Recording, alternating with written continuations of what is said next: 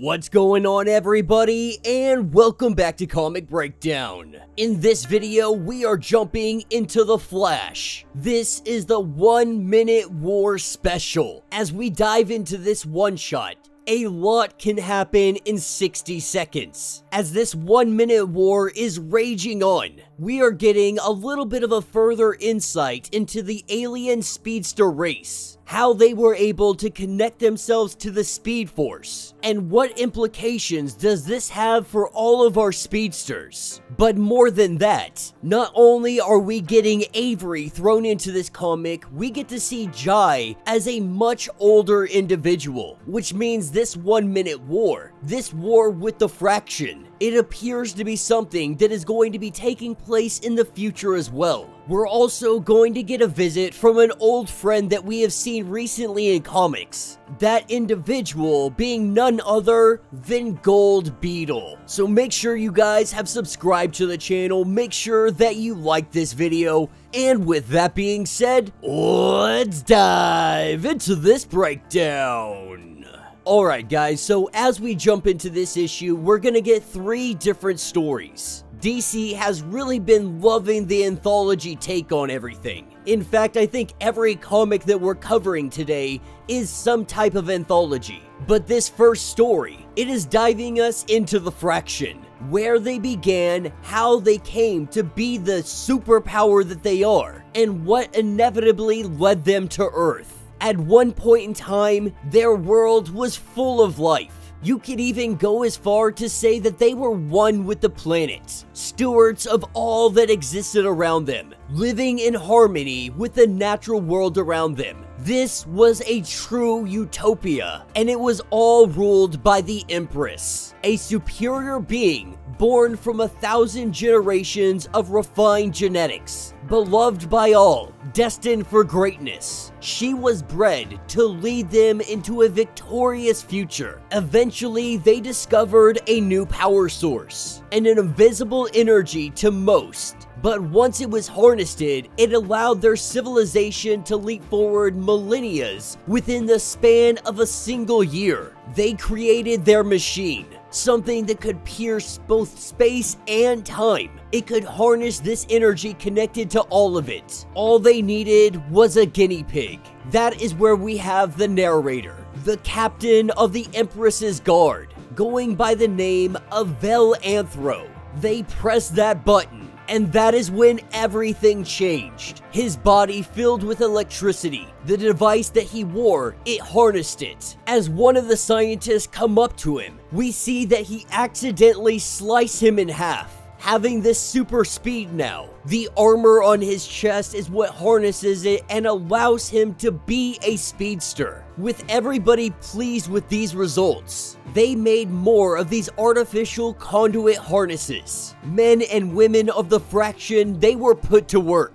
What would have taken any other civilization years to do, they did this in hours. Their planet grew. Their technology thrived. They started building out, climbing into space, and connecting themselves to other planets, to the very sun itself. But as they grew, the Empress demanded more. More food, more materials, more power. Eventually, their civilization became too big. In order for them to survive, they needed the life of 1,000 planets to replenish their own. And so, the captain was called in yet again. But this time, he had a price. That he would go out, he would conquer, he would replenish for the Empress. The only thing he asked in return was the Empress's hand in marriage. Though normally this would be a death sentence, the Empress stopped it, and she agreed, calling him Admiral. This is when they took the first worlds that were on the brink of destruction, pillaging what was all of theirs in seconds before there was nothing left. During these travels, they learned of organic conduits, individuals that were attached to the Speed Force, except they were able to harness this power without any kind of technology. With these new organic conduits, their main ships could travel beyond the universe, beyond time, They had an infinite number of places to gather resources. Eventually, the Admiral became revered as the ultimate conqueror, and the Fraction have no concern about the planets that they kill, believing that their planet deserves to live. The concern of these other planets is not theirs, and so they make their way through the universe, through space and time, taking and pillaging everything and everyone that they choose. That is what jumps us over to Avery Ho. This is the Flash of China. Right now, she finds herself in a predicament, as she finds herself standing against Dark Wu. We see that her soul is being taken out of her very body. All of that energy, Dark Wu takes it into himself. With Avery's soul being ripped out of her body, she finds herself in a very weakened state. As Dark Wu, he begins to brag. He begins to gloat about the infinite amount of power that he now has at his fingertips. But that is when he freezes. Avery, a little bit confused on what just happened. She sees that he is frozen solid, not sure if he's glitching out or what's going on. That is when she hears a noise. Being in no condition to fight, she goes and she hides. That is where we see the Fraction come into play. Slowly piecing this all together, she recognizes that Dark Wu is still frozen, but she is also moving at top speed, which means all of these soldiers that dropped in, they are also in the same boat. Using some kind of device, they scan it over Dark Wu. They pick up his body and they go to take him away. As Avery begins to follow them, she knows that she needs the gem that Dark Wu has. That gem is holding on to her very soul. As she watches them get into a ship, some kind of tank, she has pieced this all together that these soldiers are just as fast as her. Dark Wu is in that spaceship, and the only thing she can think of is she has to get her soul back.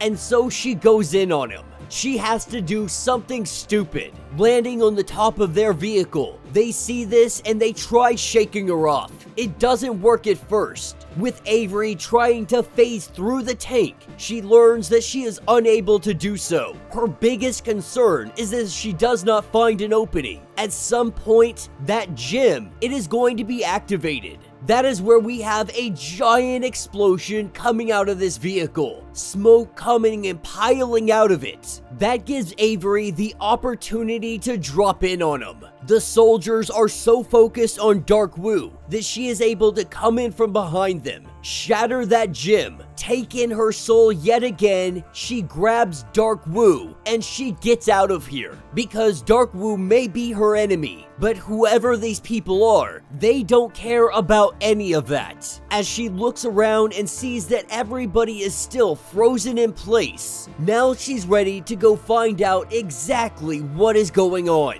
That is what takes us to some of the soldiers of the Fraction, as they make their way through the mountains, through the streams, through the beauty that is this world. That is what brings them to a mansion. As they go inside, seeing all the people having a party frozen in place, these soldiers begin to investigate. They start making their way through the building, making sure that it is all clear, making sure that there is nothing of threat inside of it. This is when we see one by one, these soldiers begin getting taken out. An individual with a knife is coming in, and he is slicing and dicing, with the soldiers trying to check in with one another. As the others don't check in, they go to investigate. They go to find out what this is. Eventually, it comes down to just one of them. When this soldier asks who this is and what they are, our knife wielder lets it be known that he is going to tell you his name.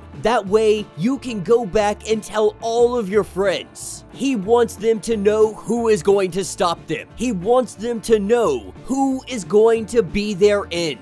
Because this is Godspeed. Now, this is where we jump into a future timeline, As we jump into the future, we see that Jai is relatively older. Not sure exactly what his age is, but he definitely looks to be in his late teens, maybe even his early 20s. He is letting us know that his brother has been kidnapped. The whole Flash family is chasing leads back and forwards in time, but Jai is the one to find the fraction first, as he gives our action log, letting us know that this is the second time that they have run into the fraction. The first time was on Earth. The first time he had been frozen in place. That was when he didn't have total control of the way his body used the Speed Force. But now, he has figured some things out. This is where we see him absolutely shatter the Spire. Without the Spire, that means the fraction is down to regular speed. They no longer have the capability of super speed without the Spire active. That is when he gets in contact with Irie. She has just moved from the multiverse to hyper time. She thinks that she might have a lead, with her also letting us know that Impulse has a friend that is on the way to help out Jai. That is where we see it. We have Beats come flying in.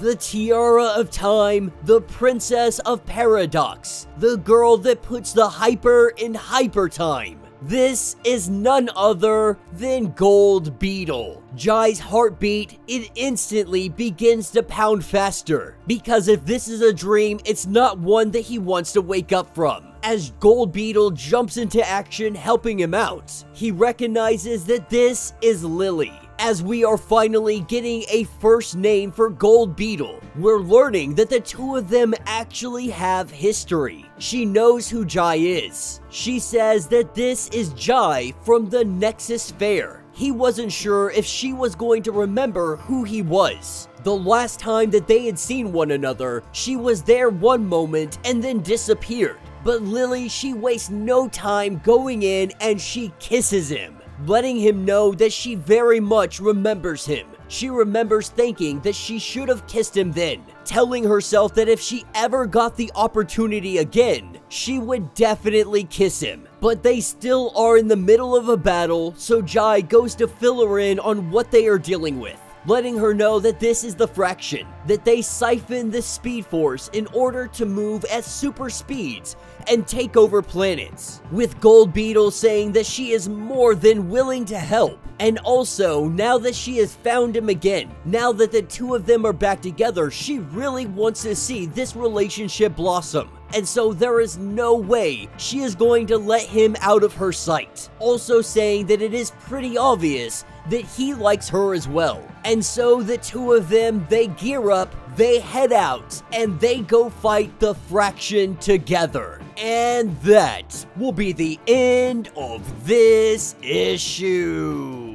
So let me know what you guys think down in the comments. You know, when I got into this, I was hoping that we got more of everything that is currently ongoing. I haven't been a fan with DC doing this whole anthology with almost every one-shot that they have been dropping. But with that being said, I did find myself very much enjoying this issue. More specifically, the fact that Godspeed is somehow back. We don't know how, we don't know why. The last time that we had seen him, I believe it was in the Joshua Williamson line. Godspeed had been killed right before Barry Allen. So seeing the return of the one and only Godspeed, I am very excited for. Seeing a little bit of Avery Ho, she is always a fantastic character to be introduced. But the biggest takeaway from this comic, that has to be Jai and Gold Beetle, Lily and Surge. Though this relationship isn't going to take place for years, we are seeing them right now build this out. Now, there's always the possibility that this is something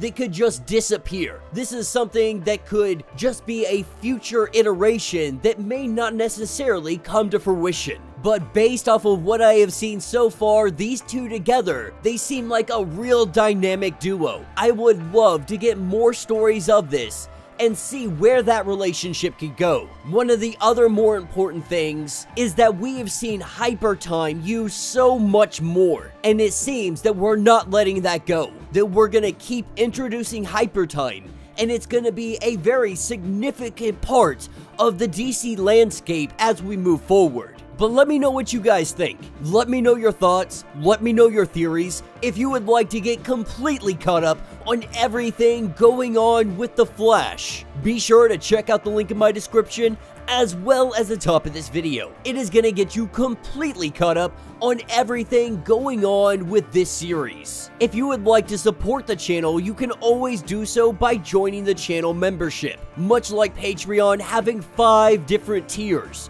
from $1 to $50, from loyalty badges to getting free comics every single month. Not only does this help out the channel tremendously, but you are getting tons of perks in the process. Now, if you are unable to do any of that, do me a favor, subscribe to the channel, like this video, hit that notification bell, and with that being said, until the next breakdown.